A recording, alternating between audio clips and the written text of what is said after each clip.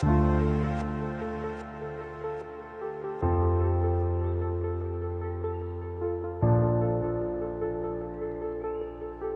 días, amados hermanos. Dios les bendiga a todos.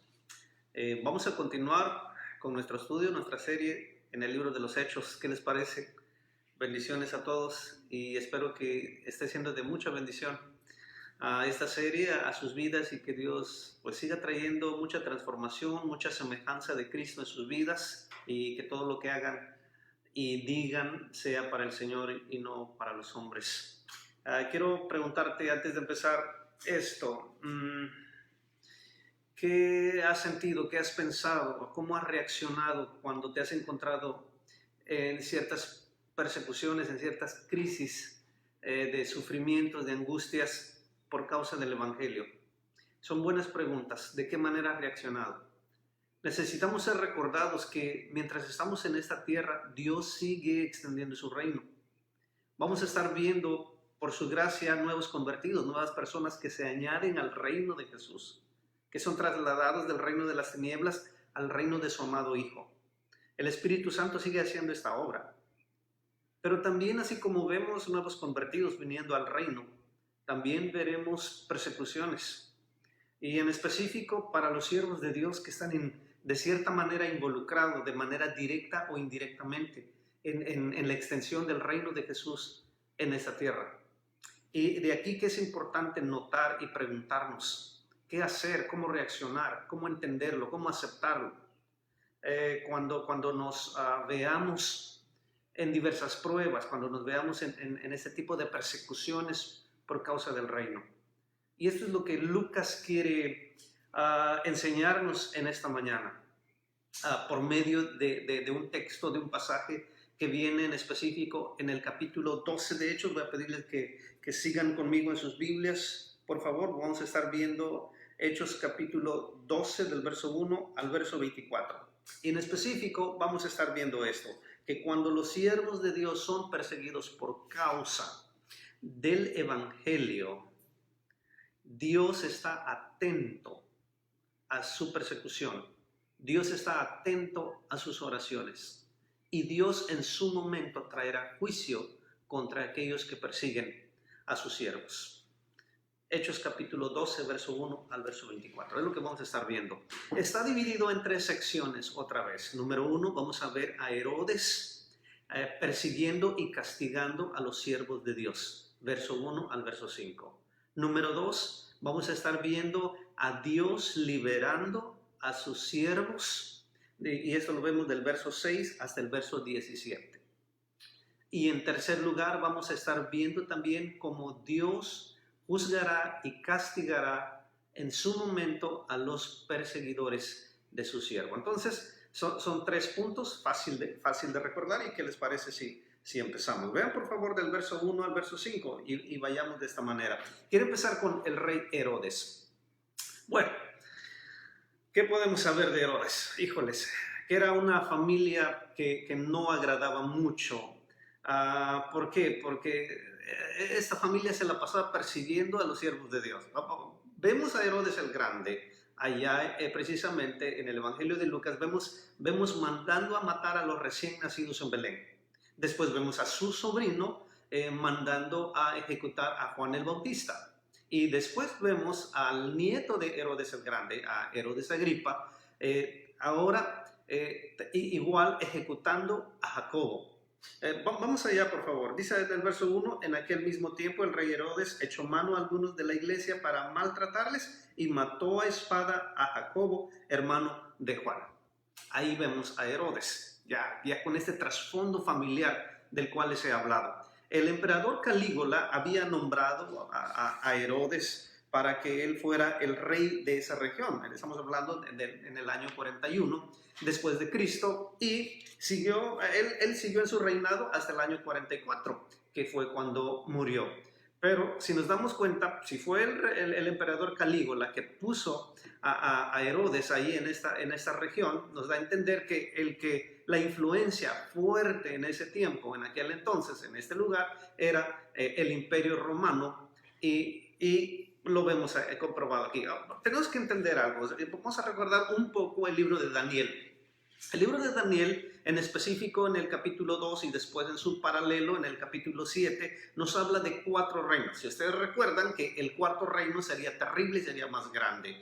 Y vemos también que en el cuarto reino, que era mucho poderoso, vendría el reino de Dios, que empezaría de menos a más hasta desmenuzar, hasta despedazar este cuarto reino. No es casualidad que en este cuarto reino que está imponiendo, que está reinando, el reino de Dios se establece aquí en la tierra con su rey Jesús, el rey que vino a buscar y a salvar lo que se había perdido. Entonces no es casualidad que veamos a esta representación del Imperio Romano con esta familia de Herodes que está haciendo daño.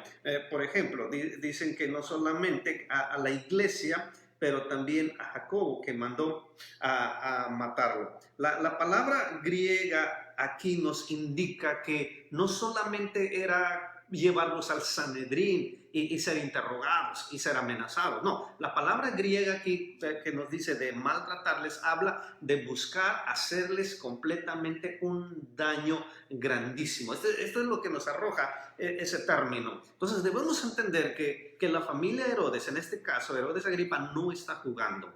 ¿Cuál es su propósito? ¿Qué busca el rey Agripa aquí en esta historia que Lucas nos está diciendo? Bueno, él busca congraciarse, él busca estar bien con los judíos. Él busca de alguna manera llevar bien a cabo su administración. Y para prueba, bueno, él quiere mandar a matar a Jacobo y lo hace. Entonces, él se da cuenta que el pueblo judío no hace nada, no reacciona de manera contraria hacia él, de manera hostil hacia él. Por lo tanto, dice el texto que ahora le toca al apóstol Pedro. Y bueno, y así lo hace. Dice que prende a Pedro, pero hay un detalle que Lucas nos dice, que eran los días de los panes sin levadura. En otras palabras, faltaban 8 días para que terminara este festival, esta fiesta judía, y eso le permitió a Herodes que mientras estuviera Pedro en la cárcel, pero el propósito, el fin era también ejecutarlo, era decapitarlo con esta manera romana, igual como pasó con Jacobo. Entonces tiene a Pedro ahí en la cárcel. Y ustedes ven, hermanos, cómo Herodes está persiguiendo, cómo este hombre malo está persiguiendo a los siervos del Señor. Herodes tiene sus propios motivos, tiene sus propios propósitos para ejecutar a los siervos de Dios. Pero en el macro contexto de la historia, nosotros podemos entender que es el enemigo en realidad que está siguiendo, que está obstaculizando, que está buscando frustrar y echar a perder los planes de Dios de redención en la historia a favor de los pecadores, a favor de los hombres. Entonces, esto es una realidad bajo nuestro punto número 1, que siempre habrá personas, que siempre habrá enemigos que van contra los siervos del Señor, que van contra aquellos que proclaman de una manera, como lo vimos la semana pasada, ya sea en público o ya sea en forma de conversación, el evangelio de este reino, pero siempre está esa realidad de que habrá persecución en contra de ellos. Vean el verso 5, así que Pedro estaba custodiado en la cárcel, pero la iglesia hacía sin cesar oración a Dios por él. Era una realidad dividida en 2 partes, la realidad de una persecución, la realidad de tener a Pedro encarcelado, completamente vigilado de día y de noche. Se dice que eran 4 grupos de soldados y en la noche ellos cambiaban y hacían turnos seguidos para no dejar que los prisioneros se fueran.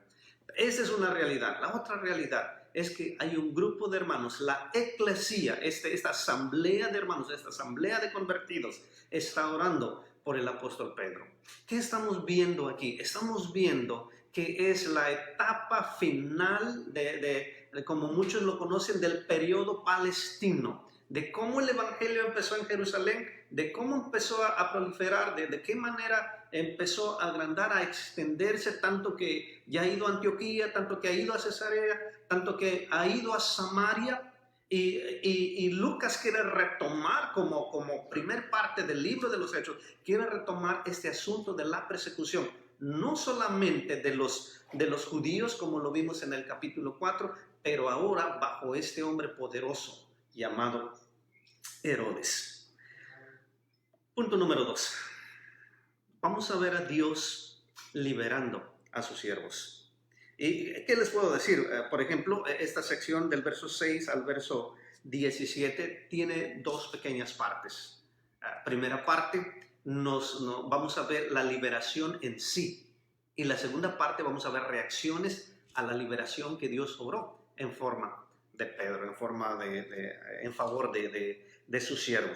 Vean del verso 6 al verso 11, es algo curioso, pero se da una serie de milagros. Un milagro tras otro milagro, tras otro milagro.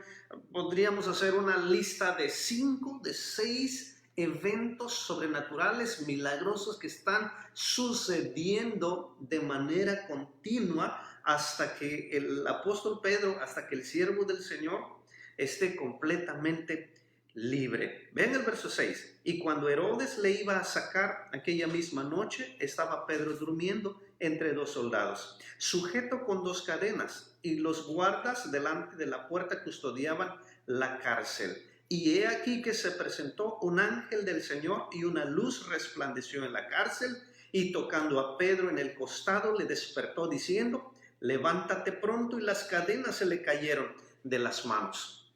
Alguien dijo que no puede haber mejor despertador que un ángel hablándonos, despertándonos en medio de nuestra crisis de persecución, de sufrimiento, de angustia. Y esto es lo que Dios hace a través del ángel que se nos presenta aquí. Y no solamente eso, pero vemos de qué manera el enemigo Herodes sigue con su plan, pero Dios tiene otros planes en este momento para Pedro, y es su liberación, y es el de llevarlo por esta serie de eventos, como dije, sobrenaturales. No solo dice que las cadenas caen de su mano, y el ángel le sigue dando instrucciones, y dice, dice que saliendo le seguía, pero no sabía que era verdad lo que hacía el ángel, sino que pensaba que veía una visión. Pasaron la primera puerta, pasaron la segunda puerta con guardias, llegaron a la puerta de hierro que daba a la ciudad, la cual se abrió por sí mismo y salieron. Ya que una vez que Pedro estaba completamente seguro, el ángel se apartó. Es simplemente increíble ver la narración, como Dios estaba liberando a su siervo de esta situación de persecución. Pensemos en algo y conectémoslo con nuestro primer punto. Quiero que noten que en nuestro primer punto, Herodes había mandado a ejecutar a Jacobo, y quiere hacer lo mismo con Pedro. Quiero que noten que Jacobo corrió la misma suerte que Pedro al ser aprehendido, al ser agarrado, al ser puesto en la cárcel. Pero fíjense que Dios decide en sus propósitos no liberar en esta manera de esa clase de persecución a Jacobo, pero a Pedro sí. Creo que notemos ese punto en particular en esta narrativa que estamos estudiando. Dios en su propósito, Él llevará a cabo una liberación. Dios es el que verdaderamente sabe de qué manera sus siervos sufren por causa de proclamar el evangelio. Y cuando ellos estén en problemas, Dios decidirá, de acuerdo a su propósito, qué hacer en favor de ellos. Y es aquí donde necesitamos poner atención. No cabe el asunto de estar declarando, no cabe el asunto de estar tratando de domesticar a Dios para nuestra propia seguridad física. Es Dios el que determina llevar a cabo cierto tipo de liberaciones. Podemos decir confiadamente, de acuerdo a Romanos 8:28, Sabemos que los que aman a Dios todas las cosas ayudan a bien. Esto es a los que conforme a su propósito son llamados. Y conforme al propósito de Dios, Él quiso liberar a su siervo Jacob de una manera y para su propio bien y para el propio propósito de Dios. Ahora que vemos esta lista y esta serie de milagros en favor de su otro siervo, Pedro, que también es un proclamador del Evangelio, él, por lo mientras, de acuerdo a su propósito, él decide liberar de esta manera a Pedro. Sabemos que todas las cosas ayudan a bien. Al final del día, en Dios, con Dios y para Dios, todo representa una liberación a nuestro favor. Esta es una aplicación fuerte que podemos tomar del libro de Hechos para nosotros. Se está dando esta persecución, pero Dios tiene un propósito. ¿Y cuál es el propósito? El que Él quiere seguir extendiendo su reino por todas estas regiones hasta lo último de la tierra, hasta México, hasta la India, hasta Sudamérica, hasta el más remoto lugar, porque Dios tiene un solo deseo, que todos los hombres sean salvos y vengan al conocimiento de la verdad. Y para esto se necesitan siervos que proclamen fielmente este evangelio de salvación, tanto como Jacob, que murió por causa de ello, y como Pedro, que en este punto de nuestra historia está siendo liberado físicamente por el Señor. Gloria a Dios. Ahora vamos a ver rápidamente dentro de nuestro segundo punto un segundo aspecto de la liberación de Dios. Ya vimos la liberación en sí. Ahora vamos a ver del verso 12 al verso 17 las reacciones ante esta liberación. Verso 12 al verso 17. Bueno, dice que habiendo considerado esto, llegó a casa de María, la madre de Juan, al que le decían Marcos, donde muchos estaban reunidos orando. Y esto nos conecta con el verso 5, donde dice que la iglesia hacía sin cesar oración a Dios por él. Hay algunas cosas que comentar rápidamente aquí. María, la madre de Juan, debió haber sido una mujer adinerada por tener un espacio suficientemente grande para que varios hermanos pudieran congregarse, pudieran juntarse para hacer un culto, para orar, para interceder por los siervos de Dios, ya sea para Jacobo, ya sea por Pedro también. Y me encanta esto, que la eclesía, la asamblea de hermanos, no se limita a un templo de concreto, a un edificio físico, material. La eclesía, la asamblea de hermanos, tiene que ver precisamente con un espíritu de unidad, donde el Espíritu Santo se mueve con libertad en la vida, en la agrupación de estos hermanos convertidos que se reúnen en el nombre de Jesús para buscarle, para adorarle, para pedirle, para orar, para interceder por sus hermanos, en específico por aquellos que están pasando por crisis, por persecución, como lo hemos visto. Y bueno, y este tiempo, como veíamos hace 8 días, es una muy buena oportunidad para seguir esta muy bonita ilustración que encontramos en el libro de los Hechos.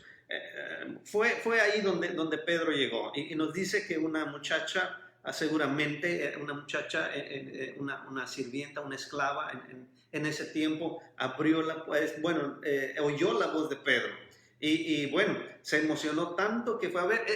Es hasta curioso, hasta gracioso, como Lucas lo pinta muy vívido, le da mucho color, le da muchos detalles a esta narrativa, como la muchacha se emociona, como va con el resto de los hermanos, le da esta noticia. Y es interesante y curioso que el grupo de hermanos le dijeron: estás loca. Ella insistía que era cierto. Y los hermanos volvieron a decir: es su ángel. Y cuando dice su ángel, entendemos que era un tipo de superstición judía, donde incluso llegaban hasta pensar que aquellos ángeles guardianes tomaban la semejanza y la forma de aquellas personas que defendían, que protegían.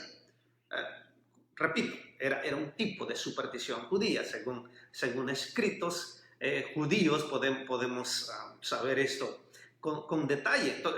Entonces no se nos haga extraño que este grupo de hermanos dice, no, es el ángel de él, no oíste o no puedes ver, es el ángel. Pedro sigue en la cárcel. Sin embargo, miren lo que pasa. Mas Pedro persistía en llamar, y cuando abrieron y le vieron, se quedaron atónitos, asombrados. Pero él le hacía señal con la mano de que guardaran silencio, y les contó cómo el Señor le había sacado de la cárcel. Y les dijo, haced saber esto a Jacobo y a los hermanos. Y salió y se fue a otro lugar. Dos cosas rápido para comentar aquí. Una, los hermanos no creen que Pedro ha sido liberado, pero estaban orando. Pregúntense esto. ¿Qué es la oración en este sentido? Y si yo estudio este capítulo, puedo entender que los hermanos simplemente están obedeciendo por la convicción del Espíritu Santo en sus mentes y en sus corazones en favor de sus hermanos Jacobo y Pedro. Ellos están encomendando la seguridad física en las manos de Dios a Jacobo y a Pedro. Es difícil para ellos el entender que Dios obraría rápidamente, que Dios escucharía sus oraciones rápidamente.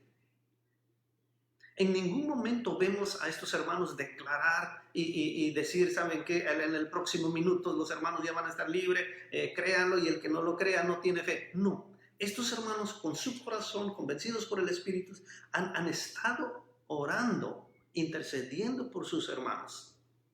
Y simplemente Dios escucha sus oraciones.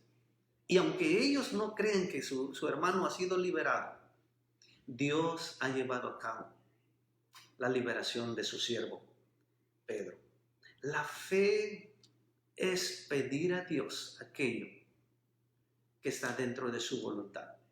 La fe es descansar en la voluntad y en los propósitos de Dios en el sentido de la intercesión por otros hermanos que están sufriendo.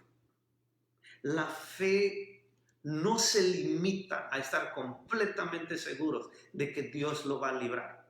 La fe va mucho más allá en dejar a Dios que Él obre en favor de sus siervos en crisis, de acuerdo sea a su voluntad y a sus propósitos. Y número 2, Lucas nos dice que Pedro no se quedó a festejar ni a celebrar ahí con los hermanos. Él tuvo que seguir su camino, ya sea por su propia seguridad, pero según Lucas y en el macro contexto del libro, Pedro necesitaba seguir en su trabajo de la proclamación, en su contribución a la extensión del reino de Dios en esta tierra. Por eso es que Lucas nos dice, y salió y se fue a otro lugar. En otras palabras, Pedro necesita seguir su trabajo. Y hemos aprendido entonces que Dios llevará a cabo la liberación de su siervo de acuerdo a su propósito, de acuerdo a su voluntad. Pero también aprendamos que Dios escucha la oración de los justos. Número 3. Vamos a ver cómo en su momento Dios traerá a juicio y a castigo a aquellos que persiguen a los siervos de Dios por causa del Evangelio. Si ustedes ven, Lucas lo arregló de esta manera. La narrativa o la narración empieza con Herodes castigando a sus siervos. Pero el que está castigando a los siervos de Dios en esta historia, dice Lucas, termina siendo castigado por Dios mismo. Tarde o temprano, Dios ajustará cuenta. Tarde o temprano, Dios traerá a juicio a todos aquellos que persiguen a sus siervos. Y miren, hay algo interesante que aprender bajo nuestro tercer punto de este capítulo. Nos dice que los soldados se alborotaron, pues quién no, ustedes saben, dentro del ejército romano, todo el soldado que se le escapara algún prisionero, pues debía ser también, debía tomar su lugar, debía morir, ya sea suicidándose él mismo o ya sea siendo ejecutado por sus superiores. Entonces no es casualidad que haya un alboroto por esta situación. Verso 19, Herodes decide otra cosa. Dice que lo buscó, pero no tuvo éxito.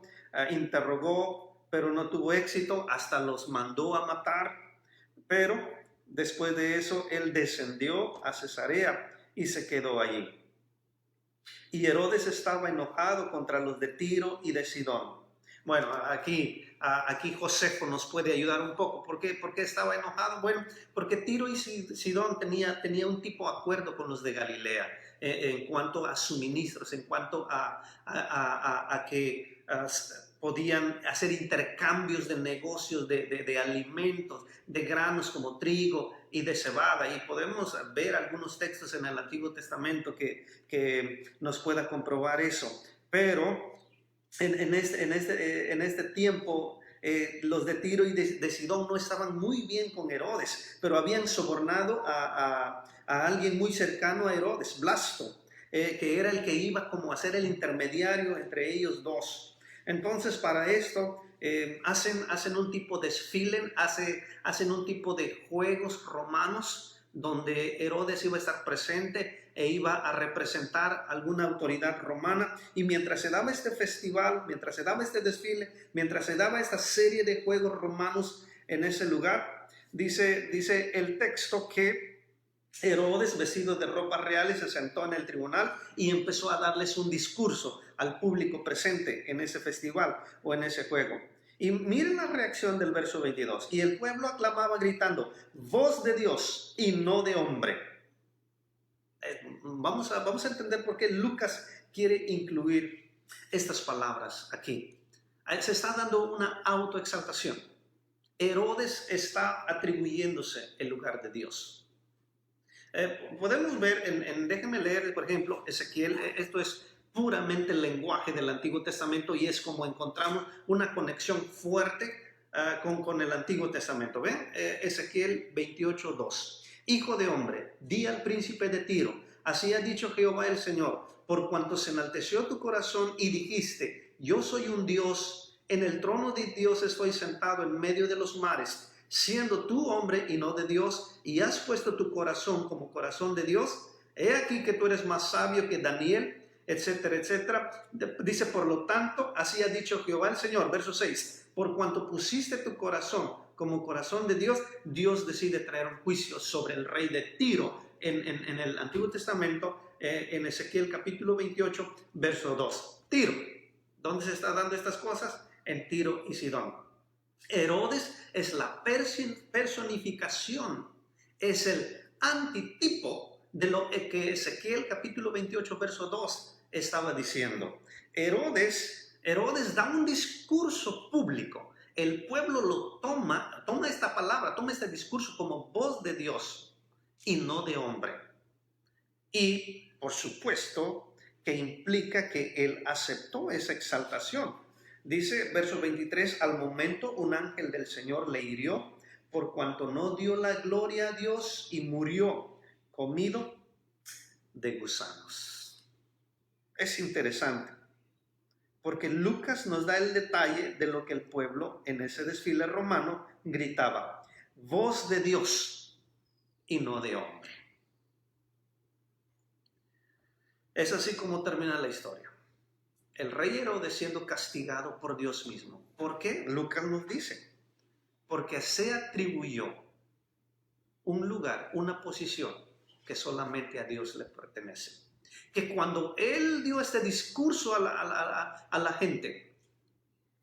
gente dijo que era voz de Dios y no de hombre. Amados hermanos, Jacobo es muerto precisamente por proclamar a la gente el Evangelio.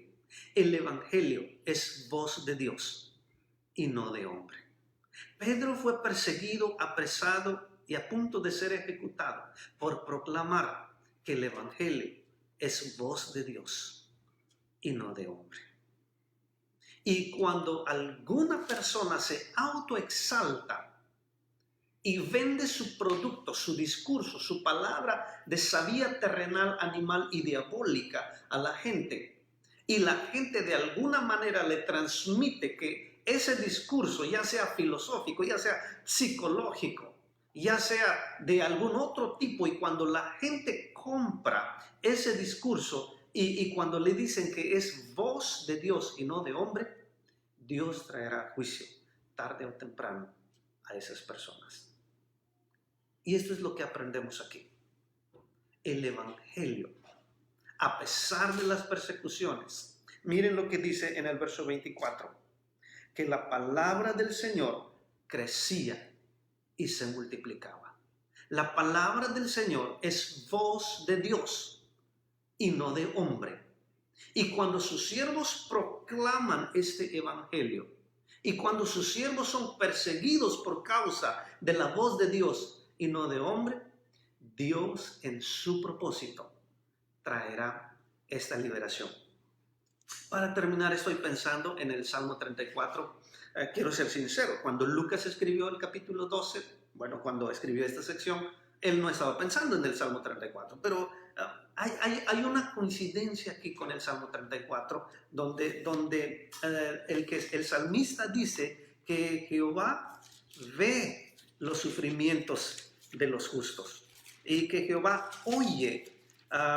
Se los voy a leer. Dice: los ojos de Jehová están sobre los justos y atentos sus oídos al clamor de ellos. Verso 16: la ira de Jehová contra los que hacen mal, para cortar de la tierra la memoria de ellos. Es como que si el salmista David estaba escuchando la historia de Pedro en Hechos capítulo 12. Pero esta es una verdad. Hay una aplicación fuerte para nosotros. ¿Cuál es? La próxima vez que seas perseguido por la misma causa del evangelio, que es voz de Dios y no de hombre, la mejor reacción que puedes hacer es centrarte, ver, entender, aceptar los propósitos de Dios. No los tuyos, pero los de Dios. Los propósitos de Dios son mucho más valiosos, importantes, eternos, perfectos en este asunto de la extensión de su reino. Repito, sus propósitos son mucho más importantes que nuestra propia seguridad física o terrenal. Entonces, esta es una aplicación que viene del texto.